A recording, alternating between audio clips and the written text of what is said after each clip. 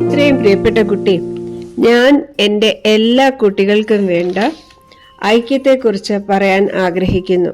പ്രത്യേകിച്ച് മഹാപാരായണത്തിൽ സേവ ചെയ്യുന്ന എൻ്റെ കുട്ടികളുടെ അടുത്ത്. നിങ്ങളെല്ലാവരും വ്യത്യസ്തരാണ്, അതുല്യരാണ്. ഓരോരുത്തർക്കും ഓരോ ഗുണവുമുണ്ട്. ഒരു കൈയിലെ എല്ലാ വിരലുകളും വളരെ പ്രാധാന്യമുള്ളതാണ്. നിങ്ങൾ തമ്മിൽ അഭിപ്രായ വ്യത്യാസങ്ങൾ കാണും.